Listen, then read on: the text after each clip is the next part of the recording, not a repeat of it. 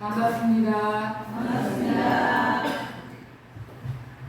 성가 한 곡 부르고 나니까 설교 끝 해도 될 것 같습니다.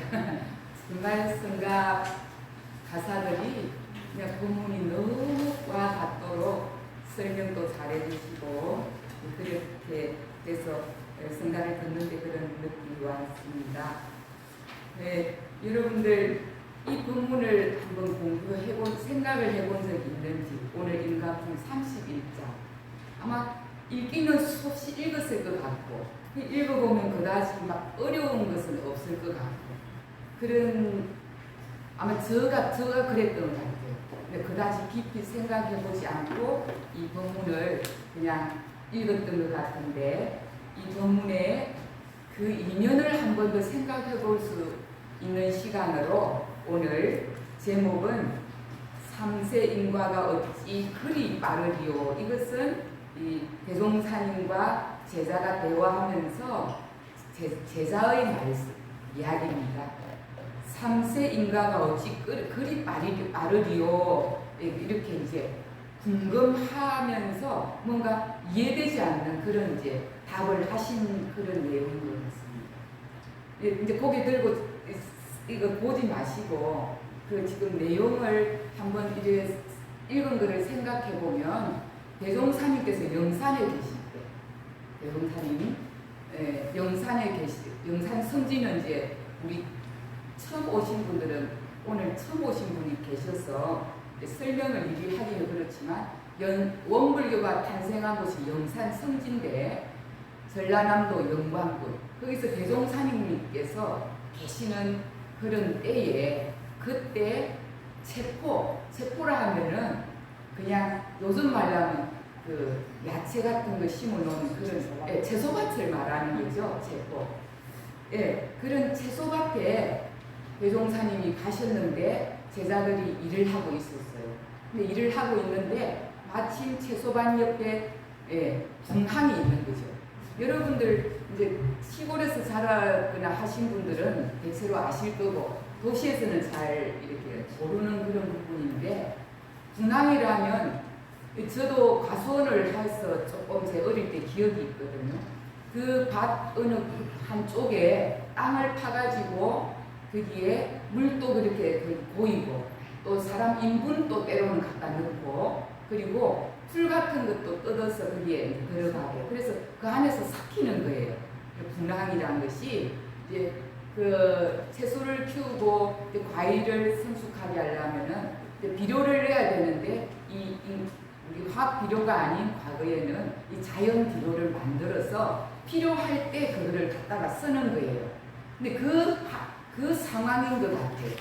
그래서 그 상황에 제자들이 이 밭을 일구고 있는데 마침 그 분황에 쥐 한 마리가 상상해보죠. 쥐가 포로로 왔다가 보통 그렇게 먹고 가죠. 쥐가 이렇게 분황을 왔다가 포로로 와가지고는 그 분황에는 그 안에서 이렇게 생기는 그 물기운과 하기운에서 번지는 이 벌레들이 막 생깁니다.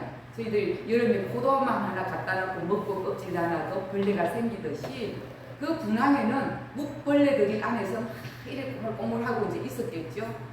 그런데 그 쥐가 그 벌레를 그냥 있으니까 마음껏 때때로 와가지고 훅 먹고 가고 그 광경을 이제 대종사님이 보시니까 옆에 있는 제자가 저 쥐가 때때로 와서 저렇게 먹고 갑니다. 이렇게 이제 옆에서 이야기를 하니까 대종사님께서 그때 이 말씀을 하십니다. 저 쥐가 때로 와서 저렇게 주워 먹고 가나이다 하니까 대종사 말씀하시기를 지금은 저 쥐가 벌레들을 마음대로 주워 먹었으나 며칠 안에 저 쥐가 벌레들에게 먹히는 바 되리라. 여러분들 밑에 설명이 없었으면 여러분들 지금 이 상황에 대종사님이 그 말 하시면 대종사님께서는 역시 신통력이 있으셔가지고 저 쥐가 며칠 후에 죽을 것을 아시는구나. 아마 우리는 대종사님의 위대한 그 깨치신 부처님이라 하면 뭔가가 특별한 이적과 이런 신통력이 있을 거라는 생각을 가지고 있거든요. 저도 그랬으니까. 그러니까 그런 것이 아니라 대종사님을 툭 말하니까 제자들이 어떻게 3세 인가가 너가 죽였고 다시 벌레가 쥐를 죽이는 상황은 너무나 짧은 시간에 이럴 수가 있나? 이해가 안 되는 그런 이제 3세 인가가 어찌 그리 빠르리요? 이렇게 지금 살짝 이해 안 되는 그런 답변 아닌 답변을 이제 제자가 한 것 같아요. 근데 뒤에 설명을 보면 이해가 되죠. 대종사님께서 며칠 지나고 결국은 밭을 제자들이 일구었던데 이제 일구고 나면 뭘 넣겠습니까? 거름을 하겠죠. 결국은 분황에 있는 거름을 건져서 넣었으니까. 그게 뭐 이치적으로 생각해 볼 때 그 구멍이 아래까지 이렇게 파져가 있고 그 물도 고여가 있고 이런 상황이거든요. 그러니까 당연하게 이 쥐가 그냥 저기 먹을 것이 있고 아무 생각 없이 주의심 없이 공짜니까 확 가가지고 갖다 먹었으니까 그 습관대로 그냥 또 훅 갔는데 그냥 그름이 싹 빠져나가고 버리니까 분황에 빠진 상태야. 근데 빠지니까 결국은 깊이가 있다 보니까 못 올라오고 거기에서 결국은 다른 묵벌레들이 시체를 묻게 되는 거죠. 네. 그런 광경을 대종사님이 설명을 해놔서 우리가 그냥 당연하게 그냥 아는 것 같지만 그냥 이런 설명을 하지 않았을 때는 어떻게 벌레가 어떻게 쥐를 잡을 수 있을까? 먹을 수 있을까? 이런 이제 의구심을 가질 수 있는 법문입니다. 그래서 이 법문은 여러분들이 이제 다 아시는 이야기인데 이 법문을 통해서 숨어있는 이면의 인과를 한번 생각해보는 시간이었으면 좋겠다. 지난주에 법문에서 이런 상의 진리는 진리적 종교의 신앙으로서 사실적 도덕을 훈련한다 그렇게 공부를 이제 우리 공부 방향 그게 용심법을 그렇게 두 가지로 딱 대종사님께서 개교의 표현을 해주셨고 그 개교의 표현에서 진리적 종교의 신앙을 단적으로 풀면은 한마디로 뭐라고 했습니까?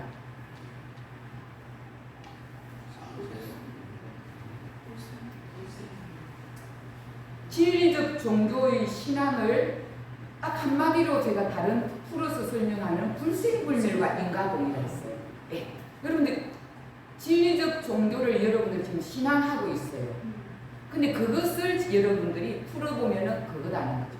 그것을 생활해서 항상 그 진리를 믿고 있는다라는 거예요. 결국은 다른 말로 하면은 인과를 믿고 산다 이 말입니다. 그 인과가 나타나는 것은 바탕은 이미 불생불멸을 떠나지 않고 있기 때문에 제가 불생불멸이라는 단어를 쓰지 않고 결국은 이 우주 만상이 모두가 여러분들이 나타나는 이 모습은 인과의 현상으로 나타났다는 거예요. 그래서 그 공부를 하다가 보니까 제가 인과에 대해서 우리가 너무 간단하게 내가 지었으니까 내가 받지 이것보다도 이 법문을 통해서 내면의 이면을 한 번 더 우리가 생각해 보는 것이 어떨까? 그 이면에 뭐가 있을까? 여기서 한번 생각해 보면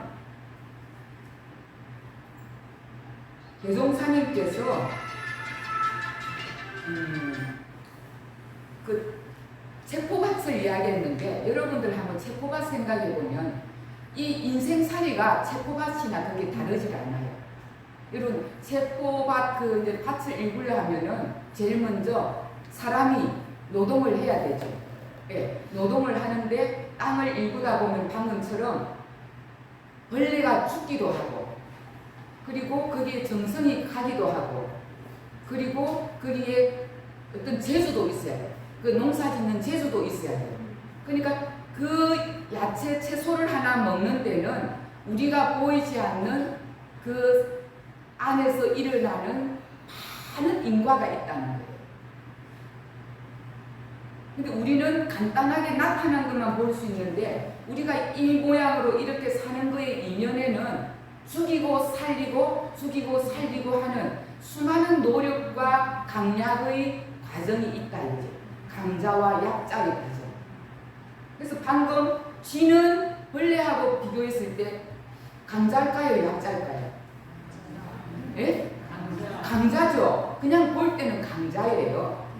현실에서도 여러분들 이렇게 좀 강자는 어떤 사람인가를 이렇게 그때 상황 따라서 여러분 느낄 수가 있잖아요. 근데 여기서도 쥐는 강자인데, 그런데 결국은 쥐가 벌레를 잡아먹었을 때는 강자인데 이 약자인 벌레가 쥐를 먹을 때는 약자도 강이 될 수 있다는 거예요. 그러니까 소위 말하면 약자가 무조건 약자가 아니라는 거예요.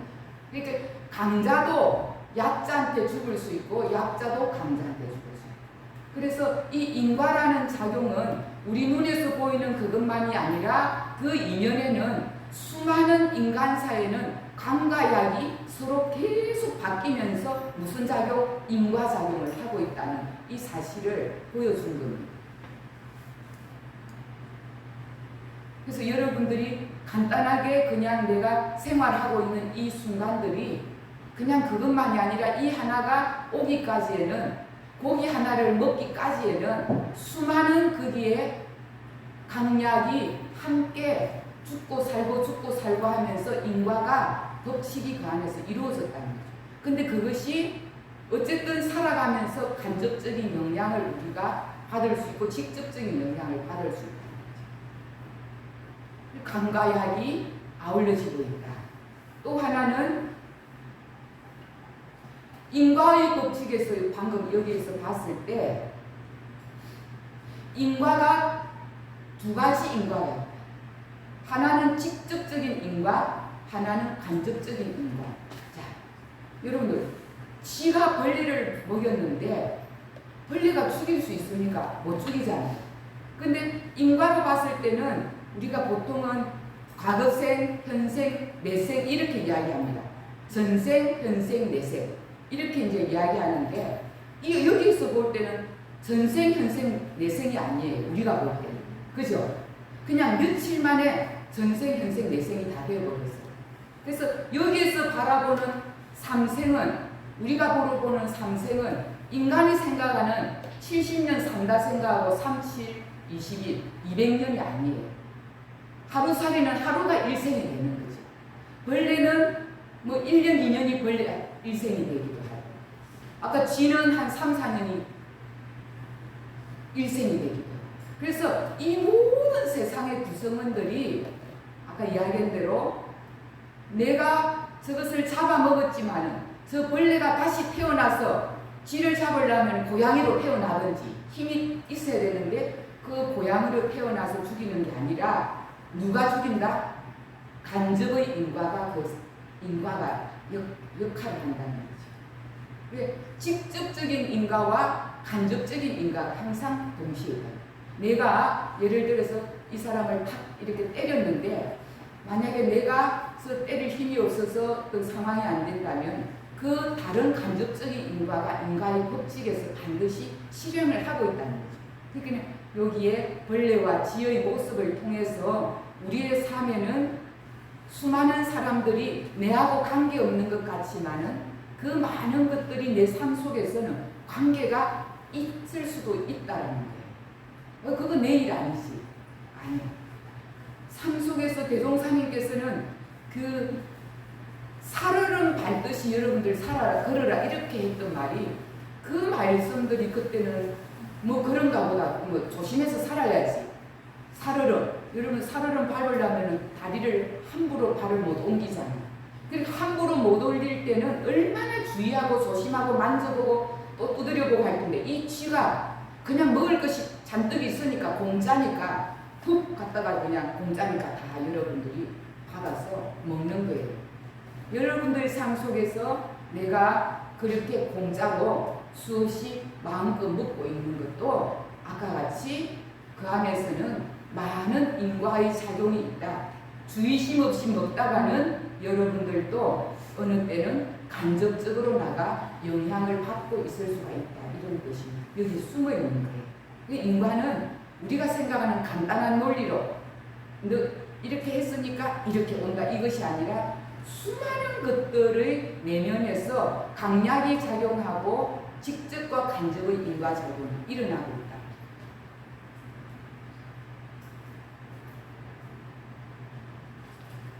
제가 며칠 전에 챗 GPT한테 물어봤어요.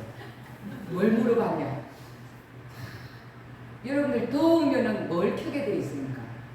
어쨌든 에어컨이나 선풍기를 켜야 되죠. 그러면 그 더위는 어떻게 해서 이 더위가 강해졌습니까? 그 많은 것들을 배출을 하니까 지구는 온도가 올라가고 결국은 또 나는 더위를 타고 타고 또 에어컨을 틀어야 돼.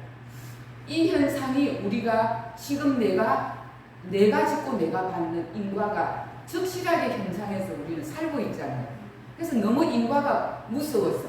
그리고 이 지구가 앞으로 어떨까 걱정이 되니까 늘 에어컨을 틀어야 되면서도 걱정이 돼요. 그래서 4층은 앵둘러가 창문 유리로 되어 있어가지고 아침 동틀 때부터 서양 햇빛까지 계속 열을 받고 옥상에서 받으니까 이 2층, 3층 내려갈 때보다 열이 굉장히 심하게 있어요. 그러다 보니까 제가 에어컨을 틀자니 걱정이라서 근데 틀기는 틀어야 돼서 27도, 28도를 틀어놓고 질문을 했어요. 예, AI한테 물었어요. 야, 예, 내가 에어컨을 27도에서 28도를 틀어놓고 사는데 혹시 이것이 지구에 얼마만큼 영향을 미칠까? 이렇게 물었더니 너무 현명한 질문을 해줬다고 막 칭찬을 막 이렇게 해주더라고요. 공감을 진짜 잘하대요. 공감을 해주더라고요.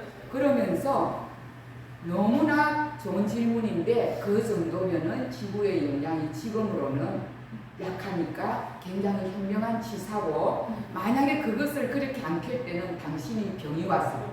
열대야로 몸이 상하니까 그 정도는 너무나 그게 잘하고 있다는 그런 칭찬을 막 해주더라고요. 움직이면은 27도, 조금 가만히 앉아있으면 28도 해도 그나마 생활관에서 이렇게 있을 수 있는 낮의 시간이거든요. 그래서 우리는 결국은 어디 속에서 살고 있냐면은 내가 움직이고 숨쉬고 쓰고 있는 모든 것들이 인과의 작용으로 내 스스로가 만들어가고 있다는 거예요. 예. 그래서 우리 교도님들은 에어컨 잘 안 켜신다고 들었거든요. 아파트에서. 뭐 바람 있고 적당히 선풍기 켜고 이렇게 제가 그 이야기를 들었는데 다행히 저희 사가에 가도 여러분들 에어컨 없다 소리 들어보셨어요? 저희 사가에 아직도 큰언니 작은언니 안 사요. 에어컨을 안 사. 뭐 음료를 너무 시원하다고. 그래서 엊그제 너무 더워서 제가 어떻게 이야기했냐면은 손주들이 오는데 작년에도 손주들이 추석에 너무 더운데 가다가 에어컨 있어요 하니까 할머니가 없다 하니까 우리 돌아갈 거예요. 네. 요즘 애기들이 그렇잖아요. 그래서 내가 손주들도 오고 하니까 손님을 위해서 사라고 했더니 그 한두 번 1년에 가지고 사지 않는다 하더라고요. 그래서 한편으로는 이 모든 것들이 조금만 참고 그래 하면 된다라는 그런 어떤 인과의 이치로 살아가는 부분이 우리가 마음 놓고 이렇게 선다라는 것이 아까 체포의 지가 그저 그냥 있으니까 에너지를 쓸 수 있으니까 공짜니까 이 선풍기 여러분들 돌아가시고 나면 선풍기가 제대로 돌아가고 있어요. 늘 임타원님이 돌아서서 끈다고 막 끙끙거리고 계시던데 이런 부분들이 작은 거 하나에도 공이든 사든 작은 거 하나에도 내 생활에서 주의심을 가지고 우리가 이 공부를 하고 있어요. 직접적인 영향이 없어도 간접적으로 우리는 지구의 그런 모두가 그 영향을 받고 있는 현실이라는 거. 그렇게 이제 이 본문 안에서 강과 약이 아울러서 강이 무조건 강이 아니라 약이 그 코로나 때 바이러스 하나가 우리 생명을 수없이 안고 갔듯이 약이 아니고 강이 아니라 그렇게 인과가 돌아가고 이제 또 하나는 여기에서 본문 이 안에서 또 하나를 챙겨보면 대종사님께서는 깃털이라고 했어요. 나는 그냥 깃털만 본 거야. 이 지가 이렇게 물고 이렇게 벌레를 먹는데 제자들은 신통력인가? 어떻게 저리 아시지? 이랬는데 대종사님께서 설명하기를 나는 단지 깃털만 봤다. 그 상황을. 앞으로 풀을 메고 나면은 반드시 걸음을 줄 것이요. 그러면 군항이 빌 것이요. 그러면 지가 푹 모르고 왔다가 그 안에서 빠지고 벌레가 죽을 거라는, 벌레가 먹을 거라는 이치를 깃들을 보시고, 예, 예상만 하신 거예요. 우리 흔히 이런 말 하죠. 집에서. 내 그럴 줄 알았다. 내 그럴 줄 알았다. 이런 말 쓰죠. 안 봐도 비디오다. 이런 언어를 쓰잖아요. 그건 뭐냐면 현실에서 여러분들도 대종사님처럼 이 깃틀을 보는 거예요. 막 애기들이 찬물을 아이스크림을 덥다고만 먹으면 엄마들이 그러잖아요. 너 그렇게 하면 큰일 나. 왜? 나중에 배탈 날 거를. 예, 깃틀을 보고. 예, 술을 많이 먹는 사람 술 좋아하니까 예, 술 옆에서 그러죠. 잔소리 하죠. 그 술 그래 먹다가 나중에 결국 간 다쳐서 큰일 난다 해도 중생들은 이 사실적 도덕 훈련을 안 해. 이 진리를 머릿속은 배웠는데 사실적 도덕 훈련을 안 해. 예. 그래서 깃틀을 보고도 실행이 잘 안 돼. 예. 깃틀을 봤는데도. 그래서 대종사님께서는 깃틀을 봤지. 근데 우리는 가끔씩 이렇게 이야기합니다. 야, 운이 좋았지. 그 운이 좋은 게 아니야. 그 수많은 생에 우리는 아까 내가 때로는 동물로 왔든지 인간으로 왔든지 또 다른 거로 왔든지 돌고 돌면서 내가 그게 지었던 그에 대한 그 호리도 틀림없이 우리는 작용하고 있는 인과 법칙에 의해서 지금 숨쉬고 살아가고 있다는 거. 예. 그래서 우리는 인과가 바로 오지 않아도 바로 오는 것도 있고 내 죽고 난 이후에 다시 올 때 올 수도 있지만 대종사님께서는 지금은 지혜가 밝아서 초스피드로 인과가 온다고. 방금 이 말씀에 초스피드로 와가지고 이 생에 바로바로 내가 인과를 실행되는 것을 볼 수 있다는 거예요. 실행되는 것. 예, 뭐 왜 안 오니까 몰라. 지금 당장 안 받으니까 우리는 인과를 그냥 괜찮을 거야 할 수 있지만 지금 눈앞의 현실이 바로바로 초스피드로 오고 있다는 이 사실을 깨게 되면은 내가 지금 생활하면서 동작하는 육근 동작 하나하나가 아까 살얼음 밟듯이 조심히 말하고 조심히 행동하고 조심히 생각하고 그래야 된다. 그렇게 할 수 있어야 된다. 근데 이 인과의 법칙에 의해서 우리 옛날에 이 원불교에서 한참 유행했던 그 인과 이야기가 하나 있어요. 서울의 한 교도님이 굉장히 교구 공공의 일을 열심히 하고 여승의 일도 하고 그래서 굉장히 교구 일을 열심히 하면서 교당 일이라는 공공의 이제 일을 맡아서 했던 분이에요. 이분이 일생을 그렇게 하다가 국무총리 상도 받고 그랬는데 이분이 마침 그때 삼풍백화점 가까이에 사는 사람이었어요. 예. 삼풍백화점 이야기는 알잖아요. 예. 그 가까운데 차로서 한 10분, 20분 안에 사는 사람이었는데 항상 거기에 가서 마트에 가서 식품을 산다는 거예요.